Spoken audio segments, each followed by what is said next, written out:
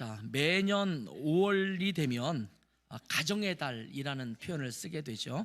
한국의 경우에는 5월에 보면 가정과 관련된 그런 기념일들이 굉장히 많이 있습니다. 5월 5일 어린이날로 지키고 있죠. 그리고 5월 8일 얼마 전에 지냈습니다만 어버이날이 있습니다. 5월 21일은 무슨 날인지 여러분 아십니까? 부부의 날 21일이잖아요. 둘이 하나 되는 날이다. 이렇게 해서 21일 날 부부의 날로 지키고 있습니다. 그리고 매년 5월 세 번째 월요일은 무슨 날인지 아시는가요? 5월의 세 번째 월요일 성년의 날입니다. 이제 나이가 많이 들어서 만 19세가 되는 그런 해를 성년으로 맞이하는 자녀들을 축하하고 또 축복하는 그런 날입니다. 이렇게 가정과 직접적으로 또 간접적으로 관련된 기념일들이 굉장히 많기 때문에 자연스럽게 5월 달이 되면 이제 가정을 돌보고 또 부모님을 돌보고 자녀들을 돌보는 그러한 달로 지키게 됩니다. 5월은 계절적으로도 굉장히 화사한 날이죠. 지금 장미꽃 축제가 아마 시작될 것 같습니다. 요 앞에는 보니까 오늘 교회 올 때나 또 예배 끝나고 집에 갈 때 되면 고향 꽃 축제 때문에 국제 꽃 축제 때문에 꽃 박람회인가요? 그것 때문에 아주 차가 엄청 막히는 것 같아요. 아주 화사한 그런 계절입니다. 그래서 5월 달이 되면 결혼식을 하는 커플들이 굉장히 많이 생기기도 합니다. 그래서 더욱더 5월은 가정의 달로 인식하는 것 같습니다. 자, 우리는 가정이 중요하다고 여깁니다. 아마 여기 앉아있는 분 중에서 가정이 뭐가 중요해? 별거 아닌데 이렇게 생각하는 분은 없을 거예요. 아마 있다면 굉장히 독특한 생각을 갖고 있는 분 아주 소수가 있을지 모르겠지만 대부분은 가정이 중요하다 이렇게 말하면 그 누구도 그 말에 대해서 아마 이의를 제기하지 않을 것입니다. 그런데 이렇게 가정이 중요하다라고 말하고 있는데 주변을 돌아보면 그렇게 중요한 가정들이 깨어진 경우가 참 많습니다. 가정이 깨어져 있어요. 부부가 서로 이혼하고 그래서 자녀들이 편부모 아래서 자라나면서 아빠와 엄마의 사랑을 골고루 받지 못해서 상처받는 경우도 종종 있습니다. 부부관계가 좋지 않기 때문에 자녀들이 상처받는 경우도 많거든요. 늘 싸우고 냉랭한 부부 사이의 관계 때문에 거기서 어쩔 줄 모르고 자녀들이 힘들어하는 그런 상황도 존재합니다. 형제끼리의 사이가 좋지 않아서 서로가 서로에게 상처를 주고받기도 합니다. 그리고 부모와 자녀 사이의 갈등이 또 심각해서 깊은 상처를 갖고 살아가기도 합니다. 자녀들은 부모 때문에 상처받고 또 부모들은 자녀 때문에 상처받고 이러면서 굉장히 힘들게 살아가고 있는 그런 가정들도 있습니다. 그래서 가정에서 받은 상처들 때문에 인격적으로 성숙하지 못하게 되거나 온전하게 사랑을 누리지 못하는 그런 사람들도 많이 있습니다. 왜 저 사람이 저렇게 행동하나 라고 이렇게 지켜보면 그 사람이 가정에서 받은 상처 때문에 부모에게 또 형제들에게 때로는 자녀에게 받은 상처 때문에 사실은 그것이 응어리져서 그 인격적으로 또 심리적으로 굉장히 어려움을 겪고 있는 사람들이 굉장히 많습니다. 이런 부분은 한국만은 아닌 것 같아요. 저는 이제 독일에서 한 20여 년 살다 왔잖아요. 외국에 가서 봐도 그런 가정들은 심심치 않게 많은 것 같습니다. 어쩌면 한국이 오히려 더 나은 편이 아닌가 이런 생각이 들 정도예요. 외국은 그것을 너무 그러려니 하고 살기 때문에 오히려 상처는 덜 받는지 모르겠지만 깨어진 가정이라고 보면 아마 독일이 훨씬 더 심하지 않은가 이런 생각도 하게 됩니다. 그렇다면 이렇게 중요한 가정을 우리가 어떻게 온전히 세워갈 수 있을까요? 어떻게 하면 우리 가정을 아름다운 가정으로 만들 수 있을까요? 아마 여기에 있는 분들도 전부 가정이 있잖아요. 부부가 있고 또 자녀들이 있고 또 부모님이 있고 또 형제들이 있어서 뭐 같이 살든 아니면 조금 떨어져 살든 아무튼 가정을 이루고 살아가고 있습니다. 이런 가정이 정말 아름다웠으면 좋겠다. 형제의 관계도 좋고 또 부모님과 자녀들 관계도 좋고 또 이런 부부 관계도 좋은 이런 아름다운 관계를 만들면 좋겠다 이렇게 생각을 하긴 하는데 도대체 어떻게 하면 좋을까에 정말 힘들고 어려워하는 것 같아요. 요즘 텔레비전에 보면 김창옥 쇼라는 게 있더라고요. 이름이 맞나요? 김창옥 쇼인가요? 거기에 이제 가끔씩 뭐 늘 보는 건 아니지만 가끔씩 이렇게 이게 채널 돌리다 보니까 이렇게 보여서 좀 보게 되면, 제가 또 학교에서 강의하는 부분도 어물려 있는 것도 있고 뭐 여러 가지가 있어서 잠깐 이렇게 보거든요. 야, 가정이 또 부부 관계가 저렇게 많이 깨어져 있구나, 저것 때문에 그렇게 힘들어하는구나, 이런 생각을 하게 돼요. 그렇다 보면 주변에 가정이 깨어져서 상처받는 사람들이 너무나 많다라는 생각을 하게 됩니다. 요 근래에는 가정을 위한 또는 부부를 위한 또 부모 자녀들의 온전한 관계를 위한 여러 프로그램들이 굉장히 많이 개발되어 있습니다. 아버지 학교, 또 부부 학교, 데이트 교실, 예비 부모 학교, 뭐 이런 여러 프로그램들이 굉장히 많지만, 가정을 아름답게 세워가는 것은 어떤 기술만을 갖고 되는 것은 아닌 것 같아요. 테크닉, 스킬, 이것을 가지고 가정이 잘 세워가느냐, 그것만은 아닌 것 같습니다. 그렇게 한다면 저처럼 이제 가정사역이 이제 제 부전공인데, 이 가정사역을 전공했거나 그러면 그런 사람들은 다 가정이 아름다워야 되잖아요. 근데 그렇지 못한 경우도 많게 되는 것을 보게 되죠. 그런데 성경은 우리에게 온전한 가정을 세워가도록 하기 위해서 한 가지 비결을 제시해주고 있습니다. 그것이 바로 오늘 본문의 말씀입니다. 그것은 바로 하나님의 말씀으로 가정을 세워가라 라는 겁니다. 뭐 이거는 너무나 당연한 이야기 아니야? 이렇게 생각할지 모르지만, 이것만 제대로 갖춰지면 가정이 바로 세워질 줄 믿습니다. 저는 분명히 그렇게 믿어요. 아무리 좋은 테크닉이 있고 또 스킬이 있다 하더라도 하나님의 말씀으로 그 가정이 온전히 세워지지 않으면 사실은 그 가정은 깨어질 수밖에 없다는 것을 보게 됩니다. 오늘 본문에 있는 말씀은 이스라엘 백성들이 출애굽해서 가나안 땅으로 가는 여정에 있는 이스라엘 백성들에게 새로운 땅에서 정착하면서 어떻게 살아가야 하는지에 대한 율법을 주시면서 하시는 말씀입니다. 십계명을 주시고 가나안 땅에서 정책해서 살아갈 때 삶의 기준을 어디에 두면서 살아가야 될 것인지에 대한 말씀을 해주시는 것입니다. 이것이 신명기의 말씀인데, 오늘의 본문 말씀도 그런 말씀 중에 포함되어 있습니다. 그런데 이 말씀은요, 오늘 읽은 말씀은 이스라엘 백성에게 주시는 말씀이지만, 가만히 이렇게 들여다보면 각 가정에게 주시는 말씀인 것을 알 수가 있습니다. 그냥 포괄적으로 이스라엘 백성들 너희 이렇게 살아, 이렇게 말씀하는 것이 아니라 그 이스라엘 백성 공동체가 온전히 서기 위해서는 각 가정들이 제대로 세워져야지만 이스라엘 공동체가 제대로 세워질 수 있는 거거든요. 우리가 이런 질문 종종 던지는데 여러분은 어떻게 생각하는지 모르겠어요. 교회가 우선입니까? 가정이 우선입니까? 한창 우리나라에서 가정사역이 굉장히 활발해졌을 때 많은 분들이 교회보다는 가정이 우선이다, 이런 이야기를 했어요. 저도 이제 또 그렇게 공부하면서 그렇지, 가정이 정말 중요하지, 이런 생각을 했어요. 근데 교회라는 것, 교회 공동체라는 것이 어떤 것인가를 더 깊이 알면 알수록 아니구나, 가정보다는 교회가 우선이구나, 이런 생각을 하게 돼요. 그러면 어떤 사람들은 무슨 소리야, 가정은 내팽개치고 교회를 우선시 삼아야 된다는 소리야, 이렇게 말할 수 있을지 모르지만 전혀 그런 내용이 아닙니다.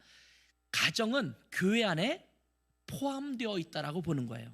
물론 어떤 분들은 나만 교회 나오고 우리 가족들은 교회 안 다니는데 어떻게 포함되어 있느냐, 이렇게 말할 수 있을지 모르지만, 내가 교회 안에 포함되어 있다면 내가 속한 가정도 사실은 교회의 영향력이 있어야 된다라는 말씀이거든요. 그러면 교회 공동체가 견실하려면 교회 공동체는 누구에게 관심을 쏟아야 되냐면, 교회 안에 있는 한 지체 모두에게 관심을 쏟아야 되고, 그들이 속한 가정에게도 관심을 쏟아야 돼요. 그렇기 때문에 우선순위로 보면 교회가 건강해지면 그 안에 속해 있는 지체들이 건강할 수밖에 없고, 그 안에 있는 가정들이 세워지는 거예요. 그런데 가정을 우선하고 교회를 도외시하면 건강한 가정이 될 수 없다라는 거예요. 하나님 없이, 건강한 공동체 없이 그 가정만 온전히 세워질 수 있느냐? 그렇지 못하다라는 결론에 이르렀습니다. 그래서 하나님의 백성은 그들이 건강해야 되고, 그들이 건강했을 때, 영적으로 건강했을 때 그 가정들도 온전히 세워질 수 있다라는 말씀입니다. 자, 그래서 이스라엘 전체 백성에게 주시는 말씀이지만 그 구체적인 적용은 각 가정에서부터 시작되어야 된다, 이렇게 말씀하고 있는 겁니다. 2절 말씀을 보면 곧 너와 내 아들과 내 손자들이 평생에 내 하나님 여호와를 경외하며 내가 너에게 명한 그 모든 규례와 명령을 지키게 하기 위한 것이며 또 내 나를 장구하게 하기 위한 것이다. 이렇게 말씀하고 있는데 여기 보면 뭐라고 말씀하고 있어요? 너와 내 아들과 내 손자들에게 이 모든 명령과 규례를 지키게 하라. 이렇게 명하십니다. 자, 7절부터 9절에 있는 말씀을 보면 자녀에게 가르치라고 이렇게 말씀하시죠. 그리고 그 말씀을 집 문에 기록하라고 말씀하십니다. 자, 집에 있는 문, 이것도 가정을 얘기하는 거잖아요. 너희 자녀들에게 가르치고 너의 집에 있는 문과 이런 곳에 하나님의 말씀을 온전히 두라. 이렇게 말씀을 하고 있는 겁니다. 7절 보세요. 내 자녀에게 부지런히 가르치며 집에 앉았을 때든지 길을 갈 때든지 누워 있을 때든지 일어날 때든지 이 말씀을 강론해라. 또 너는 그것을 내 손목에 매어 기호를 삼으며 내 미간에 붙여 표를 삼고 또 내 집 문설주와 바깥 문에 기록할지니라. 이렇게 말씀하고 있습니다. 하나님께서 하나님이 주신 그 말씀으로 가정을 세워가도록 이스라엘 백성들에게 명령하신 것입니다. 그렇기 때문에 우리가 어떻게 가정을 세워가야 하는지 이것은 오늘 읽은 이 본문 말씀을 통해서 우리가 배울 수 있다라는 겁니다. 자, 오늘 본문을 통해서 우리에게 주시는 첫 번째 말씀은 무엇이냐면 가정은 말씀을 가르치는 현장이어야 한다는 것입니다. 가정은 말씀을 가르치는 현장이다. 보통 요즘 많은 분들이 자녀의 신앙교육을 위해서 어떻게 해야 되는가? 교회에 가게 하고 교회에 있는 교회학교 또는 뭐 어린이 부서면 어린이 부서, 청소년이면 청소년 부서, 청년부면 청년 부서에 가서 말씀을 잘 배우도록 하면 자녀들의 신앙이 잘 세워질 것이라고 생각합니다. 그리고 교회에다 맡겨버려요. 교회에서 잘 배웠겠지, 믿음 안에서 잘 살아가고 있겠지, 그러니까 교회만 열심히 데리고 가면 이 자녀들이 믿음 안에서 잘 성장할 것이다, 이렇게 생각을 합니다. 그 말이 틀린 말은 아니지만 100% 맞는 말은 아닙니다. 성경은 우리에게 계속해서 말씀하고 있는 것이 뭐냐면 자녀들을 위한 신앙교육의 제1차적인 현장은 어디냐? 바로 가정이어야 한다라고 말씀하고 있는 것입니다. 성경을 쭉 읽어보세요. 성경에 보면 학교에서 또는 회당이나 교회에서 어떻게 가르치냐, 이것은 두 번째 문제입니다. 가장 먼저 있는 것은 항상 부모가 자녀에게 어떻게 말씀을 가르칠 것인가에 집중하고 있는 것을 보게 되죠. 그래서 가정은요, 말씀을 가르치는 현장이 되어야 합니다. 다시 한번 2절 말씀을 볼게요. 곧 너와 내 아들과 내 손자들이 평생에 내 하나님 여호와를 경외하며 내가 너에게 명한 이 모든 규례와 명령을 지키게 하기 위한 것이며 또 내 나를 장구하게 하기 위한 것이다. 이렇게 말씀합니다. 여기 보면 누구에게 말씀을 가르치라고 합니까? 너에게 배우러 온 제자들에게 이렇게 말씀하지 않습니다. 너와 너의 아들과 너의 손자들에게 이 말씀을 가르쳐라, 이렇게 말씀하고 있습니다. 자, 이 말씀의 가르침은 제일 먼저 누구로부터 시작합니까? 나로부터 시작합니다. 그냥 무작정 대고 너의 자녀를 가르쳐라 이렇게 말씀하고 있지 않습니다. 제가 배워야지 가르치잖아요. 제가 오늘 예배 끝나면 집에 가서부터 시작해서 내일 거의 하루 종일을 굉장히 바쁘게 지내요. 왜냐하면 제가 화요일 날 학교에서, 대학에서 강의가 있는데 세 과목이죠. 세 과목을 강의를 해야 되는데 전부 처음 맡은 강의거든요, 이번 학기에. 그러니까 오늘 집에 가면 또 열심히 강의안을 만들어서 이 클래스라는데 먼저 이렇게 올려줘야지 학생들이 그걸 보고 또 다운받아서 강의를 듣게 되거든요.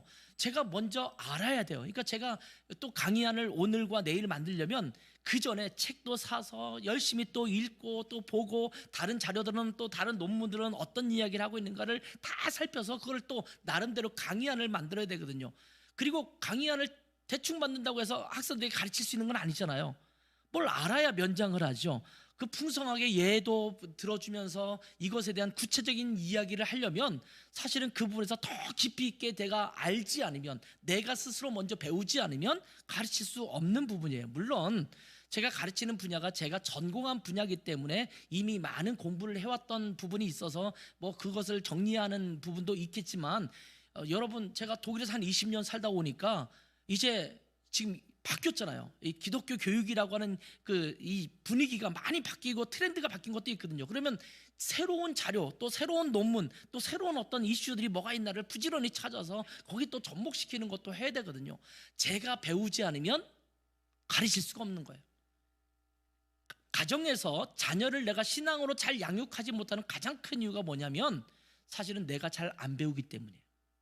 내가 알아야 자녀에게 가르치잖아요. 알지 못하고 가르치면 뭐가 되냐면 잔소리가 될 수밖에 없어요. 엄마는 그걸 알지도 못하면서, 아니면 그것에 대한 제대로 행하지도 않으면서 왜 엄마는 자꾸 그런 얘기를 해, 이렇게 생각하고 또 말할 수 있거든요. 그래서 가장 먼저 자신이 배워야 합니다. 내가 잘 알지도 못하면서, 내가 하나님의 말씀을 제대로 알지도 못하면서 하나님 말씀대로 자녀에게 살아가라고 말하는 것은 어불성설입니다. 그렇기 때문에 여러분, 부모님, 오늘 어버이 주일이라고 했는데 부모님이신 여러분이 뭘 해야 되느냐? 보통 어버이 주일 그러면 부모님을 감사합니다, 부모님의 은혜가 너무나 감사합니다, 이러고 끝날 수 있을지 모르지만 오늘은 제가 부모님에게 조금 무거운 책임을 얹어주는 그런 의미로 어버이 주일을 또 준비했거든요. 그 부모가 된 우리들이 어떻게 되는가? 아니면 오늘 여기 자리에 앉은 분들도 나는 아직 부모가 아니야, 이렇게 생각할 수 있을지 모르지만 곧 부모가 될 여러분이 무엇을 준비해야 되느냐? 여러분이 자녀를 말씀으로 잘 가르칠 수 있도록 스스로를 먼저 잘 배우는 그런 자들이 되어야 한다라는 말씀입니다. 바쁘다고 말씀 배우는 것을 미루면 아이들에게 제대로 가르쳐야 할 때에 제대로 가르칠 수 없습니다. 얼마나 많은 부모들이 성경적 가치관이 아닌 세상적 가치관과 혼합된 가치관으로 자녀를 가르치고 있는지 모릅니다.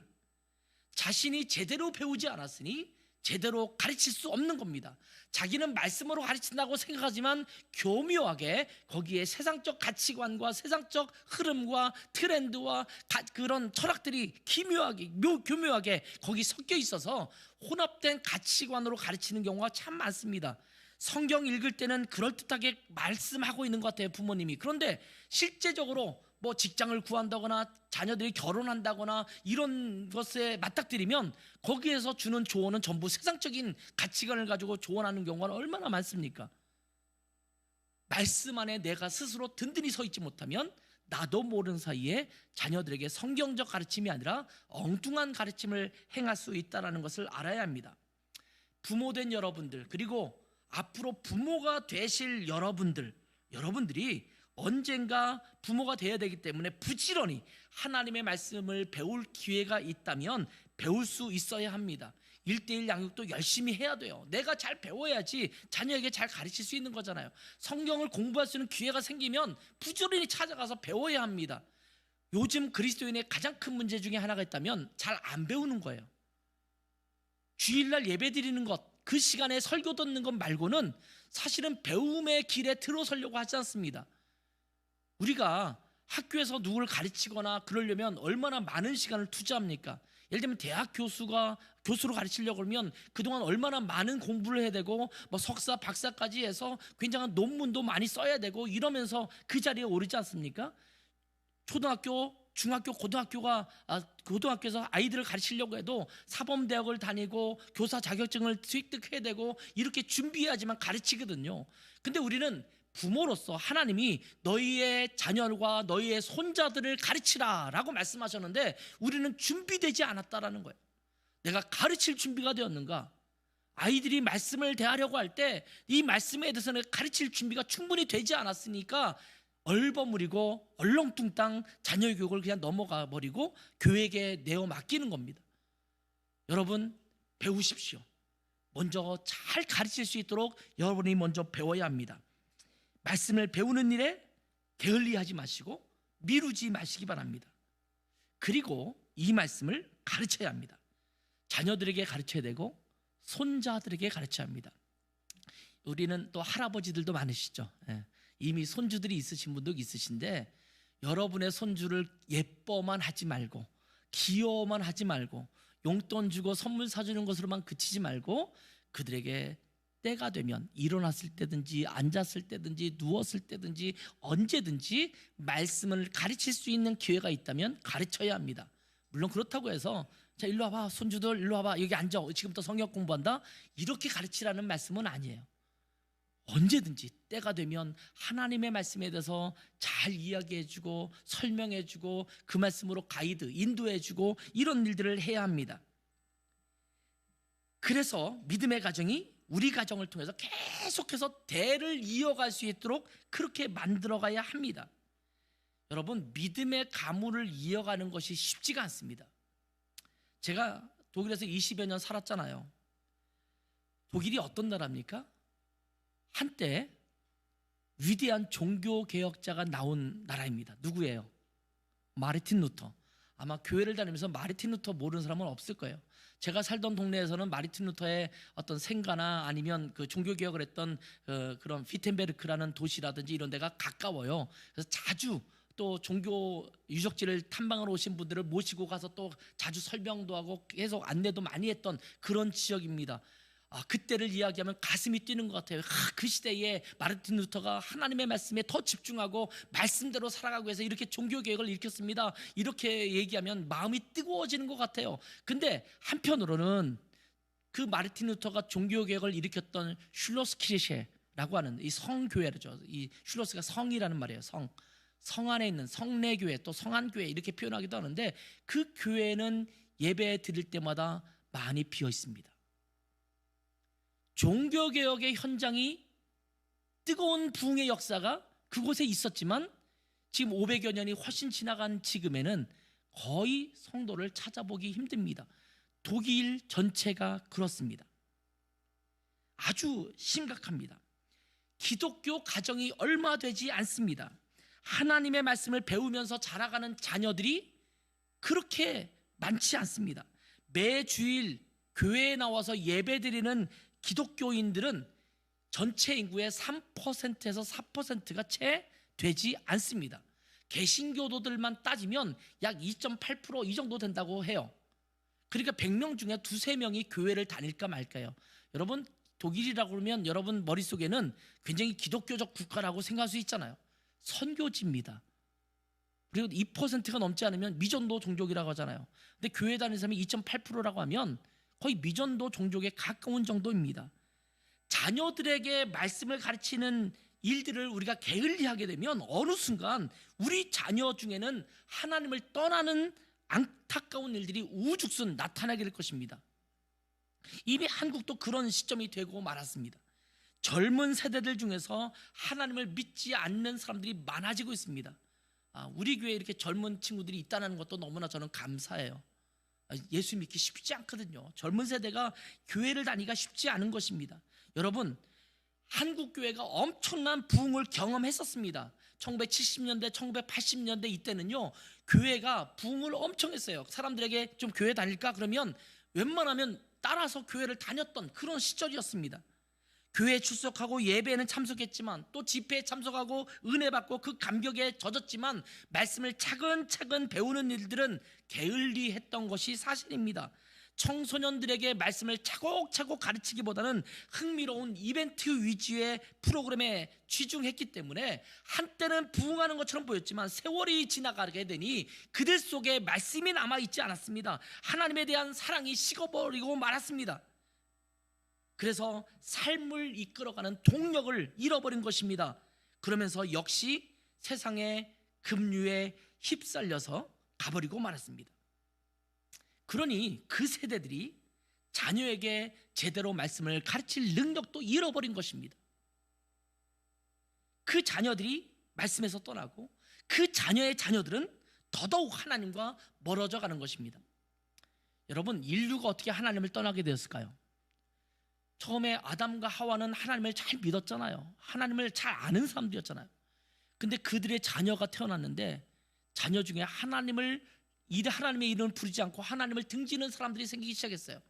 그러면서 그 자녀와 자녀들은 아예 무신론에 빠지거나 우상을 섬기거나 그러면서 수많은 민족들이 파생됐을 때 하나님을 떠난 백성들이 점점 많아졌어요. 처음에는 다 믿었잖아요. 근데 이것이 점점 세월이 지나가면서 하나님을 떠난 어떤 부모 세대들 때문에 그 이후의 세대들은 점점 하나님을 모르게 된 것입니다. 여러분, 여러분이 지금 신앙생활 잘하고 있지만 여러분의 자녀들에게 믿음이 잘 가르쳐지지 않으면 그 자녀들은 얼마 안 지나서 여러분이 나이가 많고 여러분이 또 이 세상을 떠나게 될 때는 그 자녀들은 믿음을 갖지 않게 되거나 믿음이 굉장히 희박해질 거예요. 믿음을 갖지 않거나 희박해진 그 자녀들의 자녀들은 더더욱 하나님을 떠나게 될 것입니다. 그렇다면 나의 가문, 나의 족보가 계속해서 믿음의 가문을 이어가는 것이 아니라 내 대에서 또 내 다음 대에서 끊어지게 되는 경우가 참 많습니다. 저는 오랫동안 청소년들과 청년들을 가르쳐 왔었는데 지금 그 시간이 30년, 40년이 지났어요. 지금 보니까 그런 이미 상황이 벌어지고 있는 그런 것을 보게 됩니다. 7절부터 9절의 말씀을 다시 한번 볼까요? 내 자녀에게 부지런히 가르치며 집에 앉았을 때든지 길을 갈 때든지 누워 있을 때든지 일어날 때든지 이 말씀을 강론할 것이며, 자, 여기 보면 부지런히 가르치라고 말했어요. 근데 언제 가르치냐? 어느 때든지 항상 이라는 말이에요. 앉아 있을 때든지 길을 갈 때든지 누워 있을 때든지, 이런 말이 무슨 말이에요? 언제든지 항상 가르칠 수 있는 준비가 되어야 한다라는 겁니다. 그리고 이 말씀은요, 뭔가를 가르치는 태도로 강의를 하라는 말씀이 아닙니다. 때로는 그렇게 가르치는 것도 필요할지 모릅니다. 밥 먹을 때, 잠잘 때, 일할 때, 공부할 때, 놀 때, 이 모든 일을 할 때 하나님의 말씀이 기준이 되도록 가르치라는 말씀입니다. 삶의 초점이 하나님께 있도록 가르치라는 말씀입니다. 너의 하나님은 하나님이야. 그 하나님을 사랑해야 돼. 하나님께서 주신 말씀에 순종하고 살아갈 때 너는 복 받을 거야. 이것을 끊임없이 가르치라는 겁니다. 그리고 손목에 또 이 미간에 문설주와 바깥문에 기록하라고 말씀하십니다. 이 말이 무슨 말이냐면 집안에 있는 모든 환경이 하나님의 말씀을 향할 수 있도록 조성하라는 것입니다. 독실한 유대인들은 지금도 이 말씀 그대로 신명기 6장 4절과 5절의 말씀, 이것을 쉐마라고 부르거든요. 이 쉐마의 말씀을 손목에 찹니다. 이게 끈으로 묶어서 여기다 차요. 시계 차듯이 여기다 그 말씀을 종이에 써서 여기 박스에 넣어가지고 줄을 감아서 여기에 차고 있습니다. 그리고 이마에 차죠. 여기에 이렇게 끈으로 매서 요만한 박스를 또 이마에서 또 여기다 차게 됩니다. 그리고 집 문설주에 상자를 만들어서 거기에 넣어 놓습니다. 제가 이스라엘 방문했을 때 호텔에도 그렇습니다. 호텔 방을 들어가려면 그 문, 벨을 누르는 그 옆에 조그만 박스가 있어요. 이게 뭐냐 그랬더니 이것이 쉐마의 말씀이 들어갔다라는 거예요. 호텔에도 그렇게 되어 있고 집집마다 유대인들이 살고 있는 모든 집에는 그게 다 있어요. 물론 그거는 지금 열어볼 수 없도록 그냥 봉해져 있어서 거의 어떻게 보면 상징적인 의미로 가질 수 있지만, 이 신실한 유대인들은 거기다 입 맞추고 또 손을 대고 집에 들어갔다 나왔다 이렇게 하는 경우를 많이 보게 되죠. 그래서 들어가면서 나오면서 거기에 입 맞추면서 뭘 기억할까요? 그 안에 기록된 너는 마음을 다하고 뜻을 다하고 너의 정성을 다해서 너의 주 하나님을 사랑하라, 이 말씀을 계속 되뇌이는 것입니다. 그렇게 해서 그 말씀을 기억하는 것입니다. 그렇지만 그런 형식이 아니어도 집안의 분위기를 그렇게 만들어 놓을 수 있습니다. 십자가 장식도 좋습니다. 좋은 말씀을 여기저기에 붙여 놓을 수도 있습니다. 문에, 화장실에, 거실에 말씀으로 된 또는 그것을 기억하게 하는 그런 액자를 걸어 놓을 수 있습니다. 장식물들도 값비싼 것들로만 우리가 장식하려고 하지 말고 하나님을 기억하게 하는 장식물로 장식할 수 있습니다. 그러면서 늘 하나님을 기억하게 하는 것입니다. 여러분이 먼저 말씀을 배우십시오. 그리고 부지런히 여러분의 자녀들에게, 손주들에게 말씀을 가르치십시오. 사춘기가 조금 넘어가면 내 자식들이어도 신앙을 가르치기가 쉽지 않습니다. 제가 학교에서 대학생들에게도 그 얘기 계속해요. 너희들이 지금 기독교 교육을 전공하고 있고 어떻게 하면 교회에서 교육을 잘할 것인가를 배우고 있는데 사춘기가 지나가면 아이들을 컨트롤하기가 쉽지가 않다. 그러면 어렸을 때부터 계속해서 연속성을 가지고 일관되게 계속해서 커뮤니케이션하는 이 대화의 토너를 놓지 않고 아이들을 말씀으로 가르치는 것을 반복하지 않으면, 그렇게 해도 사춘기가 되면 쉽지가 않은데 이것을 끈을 놓아버리면, 교회에다 맡겨버리면 더 이상 여러분의 자녀들이 믿음 안에 계속 살아가는 것은 힘들어질지도 모릅니다. 이런 얘기 하고 있거든요.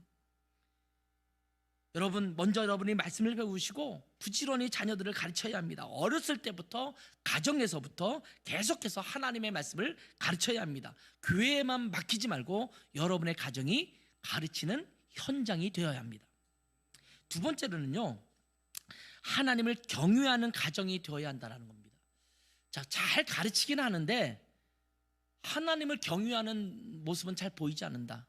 그럼 문제가 있을 수 있죠. 하나님을 경외하는 모습, 하나님을 존경하고 그분을 경외하고 그분을 예배하고 이런 모습이 가정의 분위기가 되어야지만 말씀이 제대로 가르쳐질 수 있다라는 말씀입니다. 자, 오늘 2절의 말씀을 다시 한번 볼게요. 곧 너와 내 아들과 내 손자들이 평생에 내 하나님 여호와를 경외하며. 여기 보면 가르치라는 말씀뿐만 아니라 여기 뭐라고 말씀하겠어요? 경외하도록 가르치라는 거예요. 하나님을 경외하도록. 자, 말씀을 배우고 가르침에 있는 것에 있어서 먼저 중요한 것이 있다면 하나님을 경외하는 겁니다. 여러분, 경외하지 않으면 말씀을 안 듣습니다. 목사로서 가장 힘든 게 뭐냐면 성도들이 목사를 존경하지 못할 때예요. 여러분은 존경하지 않는 사람들의 이야기를 잘 듣습니까? 아마 진리를 이야기해도 잘 듣지 않을 거예요. 저 말만 뻔지르게 한다, 아마 이렇게 얘기할 거예요. 그러니까 목사에서 굉장히 중요한 자질 중에 하나는 뭐냐면 존경받을 수 있는 삶의 태도, 심성, 이런 것들을 소유하는 거예요. 하나님을 경외하지 않는다면, 경외하지 않게 한다면 그 하나님의 말씀을 들을 수가 없잖아요. 그 하나님이 얼마나 놀랍고 크신 분인지, 나에게 위대하신 분인지, 얼마나 존경할 수 있을 만한 분인지 이 하나님을 비로소 알게 될 때 그 말씀에 귀를 기울이는 거예요. 와, 그 말씀, 하나님이 위대하신 그분께서 하시는 말씀, 아, 이 말씀이 이 말씀이구나, 이렇게 들을 수 있도록 해야 된다라는 말씀입니다. 하나님을 경외한다라는 것은 또 다른 말로는 하나님을 예배한다라는 말씀이기도 합니다. 다시 말하면 하나님께 대한 예배를 제대로 배우도록 해야 된다라는 겁니다.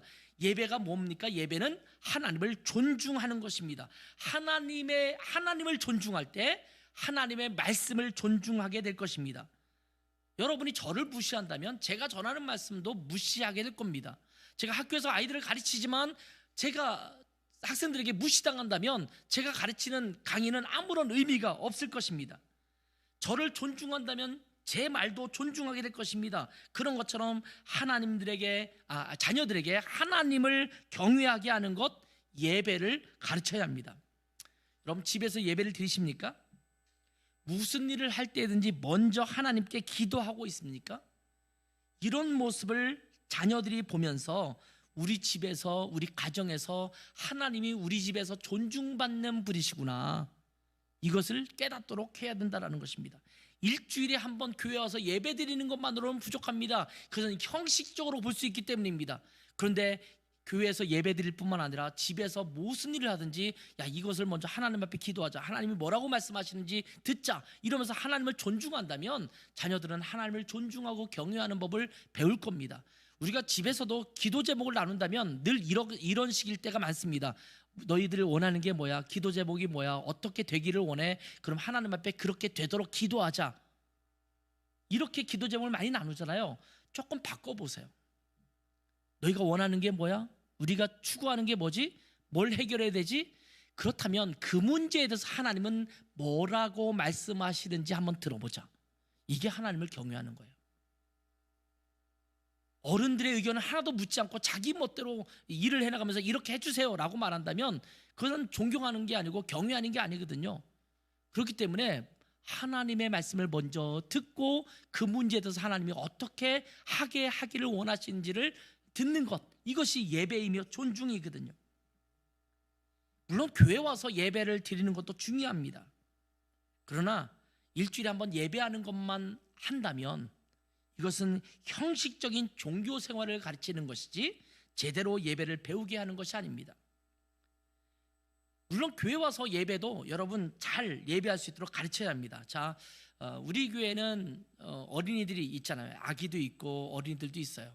근데 뭐 대부분 우리 교회에 속해 있는 어린이들과 또 아기들조차도 사실은 예배 드릴 때 막 시끄럽게 하거나 여러분이 예배 드리는데 방해되지는 않잖아요.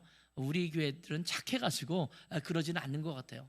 근데 교회에 아이들이 점점 많아지면 뭐 머스마들 이렇게 개구장이들 이런 사람도 있으니까 예배 시간에 막 떠들기도 하고 돌아다니기도 하고 그래요. 그러면 그 아이들을 어떻게 해야 될까요? 우리 성도들은 감수해야 합니다. 감수. 무슨 소리냐면 애들이 떠든다고 해서 야단치거나 그러면 안 돼요. 아이들은 그러려니 해야 돼요. 제가 초등학교 때 조금 어렸을 때죠. 초등학교 저학년 때는 제 머릿속에 기억이 있어요. 어른 예배 드릴 때 제가 예배를 참석해서 늘 목사님이 설교하는 뒤까지 왔다 갔다 했던 기억이 나요. 그래서 혼났어요. 많이. 서울집 예배라는 교회였었는데 그때도 그 당시에 목사님이 막 설교하시는데 제가 막 돌아다니면서 목사님 이렇게 뒤까지 왔다 갔다 하니까 막 어른들이 붙잡아가고 그랬던 것이 제 머릿속에 기억이 나요. 이 훌륭한 목사가 어렸을 때는 그랬다니까요. 저는 어린이들은 당연하다고 봐요. 어린이들이 가만히 있으면 이상한 거예요. 어린이들은 떠들고 움직이고 이런 것이 당연한 겁니다. 왜냐하면 어린이들이기 때문입니다. 그런 시기를 보내고 있는 것이 당연한 것입니다. 그러니까 여러분이 함께 공동체에서 예배드린다면 우리 교회에 속해 있는 어린이들이 좀 떠들고 돌아다니고 이런다고 해서 여러분이 너무 눈치 주지 말아야 합니다. 이렇게 말하면요, 또 부모님들은 아이들이 떠들고 또 돌아다니도록 그냥 내버려 두는 경우도 있거든요. 근데 여러분, 이거는 제가 다른 성도들이 그거를 눈치 주지 말고 내버려 두라는 말이지 부모가 그렇게 내버려 두라는 말은 아닙니다. 부모는 가르쳐야 돼요.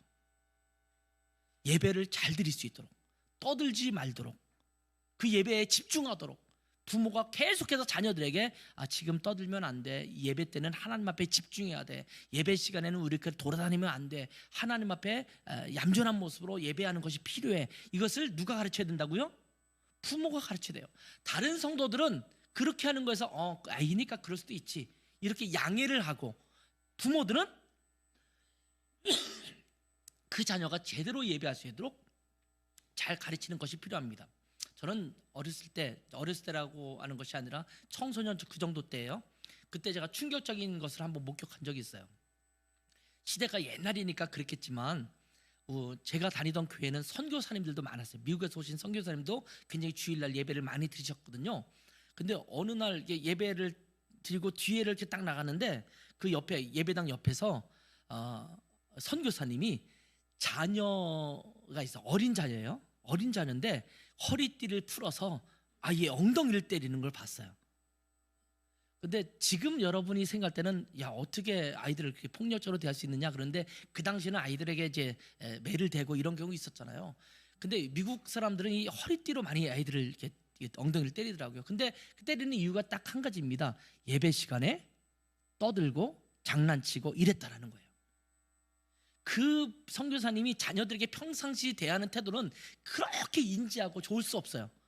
근데 예배 시간에 떠든 것에 대해서는 따끔하게 야단을 치더라고요. 그걸 보고 제가 충격을 먹었어요. 저렇게 좋으신 선교사님인데 자녀들에게도 그동안 그렇게 잘했는데 예배에 대해서는 따끔하게 가르치는구나. 그러니까 그 아이는 예배 시간에 가만히 앉아서 예배를 드리게 되는 거예요. 이 예배를 우리가 가르쳐야 돼요. 예배 시간에 우리가 어떻게 예배해야 되는지 나의 자녀들에게 교회에 왔다면 잘 가르쳐야 합니다. 그리고 이 예배를 집에서도 가르쳐야 합니다. 아이들에게 말씀을 읽어주고 함께 예배도 드리면서 하나님을 경유하는 것을 가정에서부터 가르치시기를 바랍니다. 그러니까 여러분, 뭐 일주일에 한 번 또는 매일 예배 드리는 것도 좋습니다만 그렇게 하지 못한다면 특별한 날에라도, 생일 때라든지 아니면 부모님 추도 예배라든지 뭐 이런 거 할 때라도, 아니 명절 때라든지 이럴 때라도 예배를 제대로 드려서 우리 가족이 하나님을 예배하고 경배하는 가족이구나라는 것을 가르칠 수 있어야 합니다. 마지막으로 가정은요, 말씀을 행하는 현장이 되어야 합니다.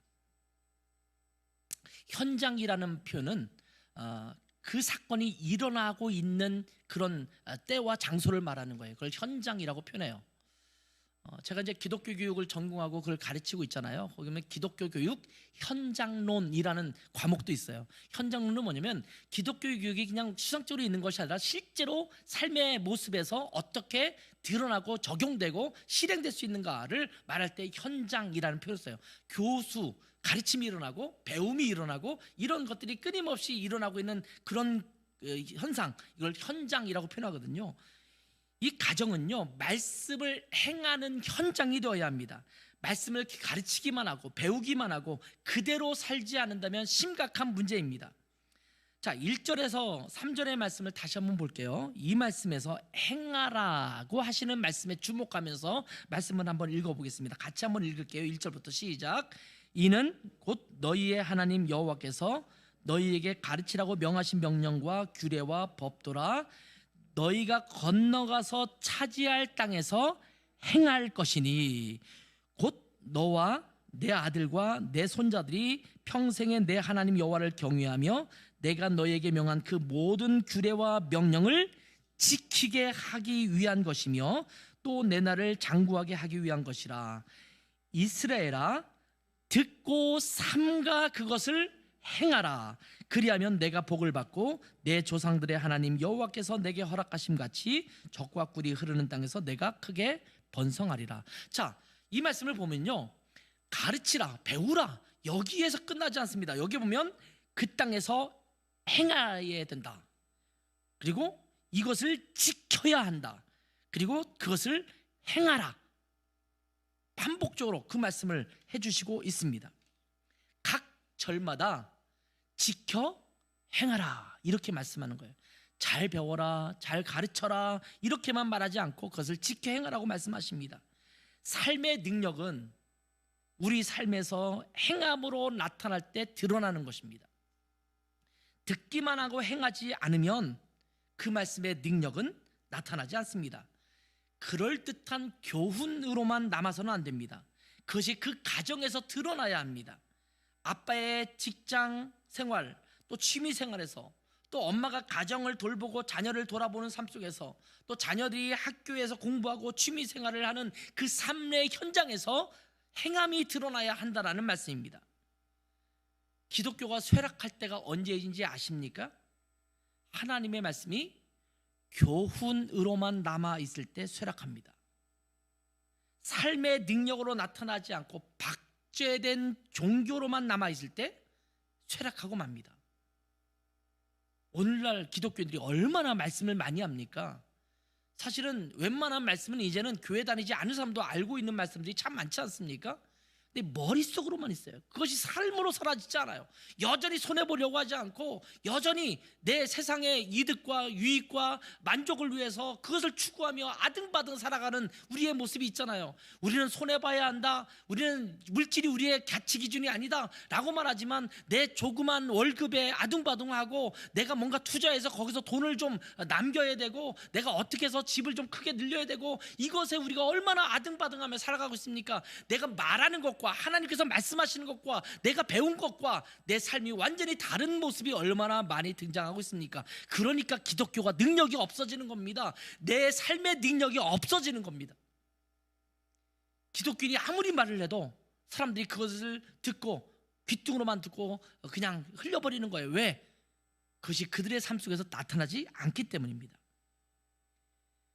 국회의원 중에 그리스도인의 비율이 적지 않습니다.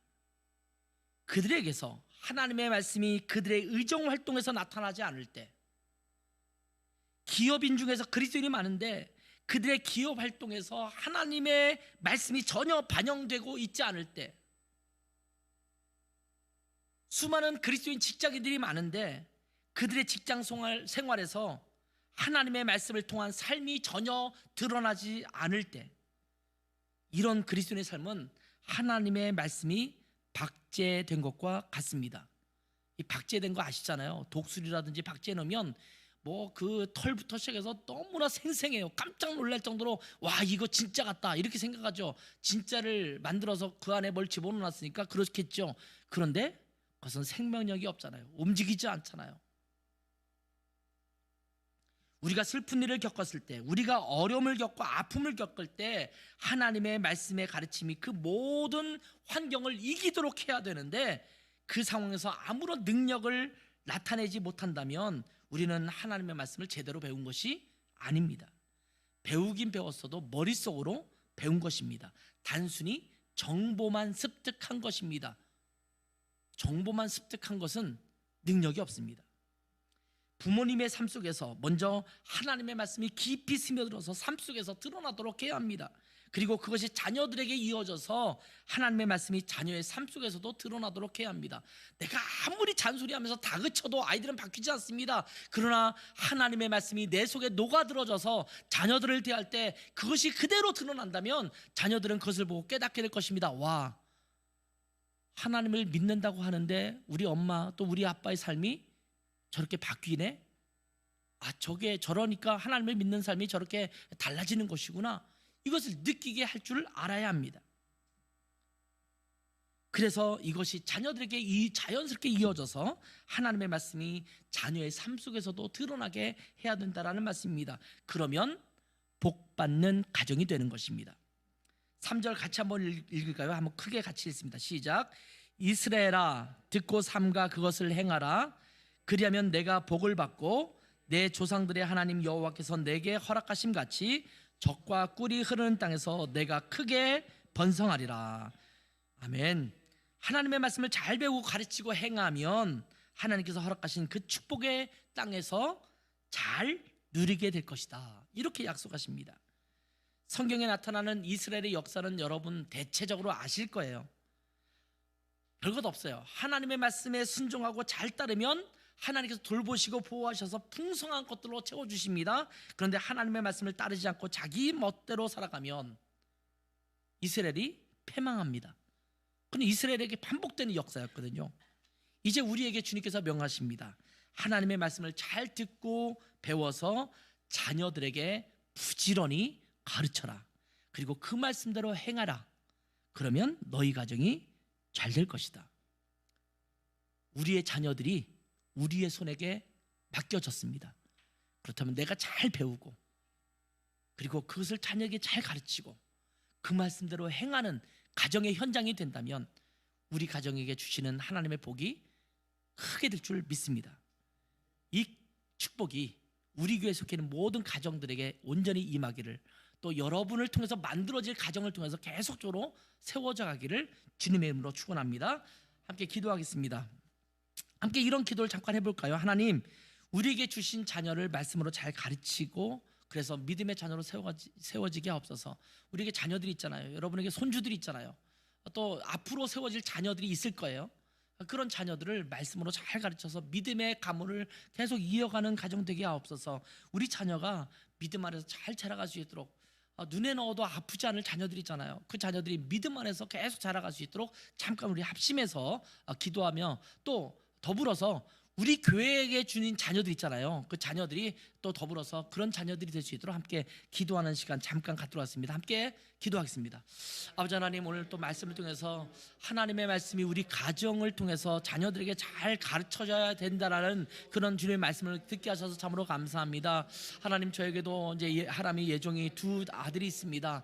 하나님, 그들에게 말씀을 잘 가르치고 또한 우리의 삶 가운데 하나님을 경외하고 하나님을 존경하고 또 하나님을 존경하고 따를 때마다 우리에게 주시는 놀라운 복을 우리가 함께 공유함으로 말미암아 믿음의 가문, 믿음의 대가 계속해서 우리에게 이어져 갈 수 있도록 은혜 주시기를 원합니다. 믿음의 사람이 또 며느리로 들어올 수 있도록 도와주시고 그 가정을 통해서 또 생겨질 그 자녀들에게 계속해서 말씀이 증거되게 또 이어지게 도와주시고, 그래서 하나님께서 우리 가운데 허락하신 축복과 놀라운 은혜를 우리가 모두 누릴 수 있도록 도와주시옵소서. 우리 라이터스 고향에도 수많은 자녀들이 있습니다. 이 가정들이 있고 그 가정들 속에 자녀들이 있습니다. 큰 자녀들 또 작은 자녀들 여러 자녀들이 있는데, 하나님 바라건대 우리 교회에 속해 있는 모든 가정의 자녀들이 말씀 안에 잘 양육받게 하시고 하나님을 잘 경외하고 하나님을 잘 섬겨서 믿음의 가문을 계속해서 대를 이어서 나아가게 하는 그런 가정들 될 수 있도록 각 가정마다 축복하시기를 간절히 원합니다. 하나님, 그 놀라운 축복이 우리 교회에서 풍성할 수 있도록 축복하여 주시옵소서. 하나님 아버지, 우리에게 자녀들 주셨는데 하나님, 자녀들을 믿음으로 양육하는 일을 우리가 게을리하지 않게 도와주시고, 하나님 간절히 바라건대 우리에게 주신 자녀들이 말씀 안에서 잘 양육되어서 믿음의 대를 계속 이어갈 수 있는 하나님의 귀한 자녀들 될 수 있도록 축복해 주시옵소서. 하나님, 우리 교회에 여러 자녀들이 있습니다. 큰 자녀들도 있고 아직 어린 아이들도 있습니다. 우리 교회에 속해 있는 모든 자녀들을 축복해 주시고 그들이 말씀 안에 잘 훈련되어서 또 잘 준비되어서 하나님 대대손손 대를 이어서 하나님을 섬기고 하나님을 경외하며 하나님께서 주신 복을 누릴 수 있는 복된 가문, 복된 가정이 될 수 있도록 축복해 주시고, 어버이들은 그 일들을 잘 감당할 수 있는 역할을 또한 잘 책임질 수 있도록 축복해 주시옵소서. 감사하며 예수님의 이름으로 기도했습니다. 아멘.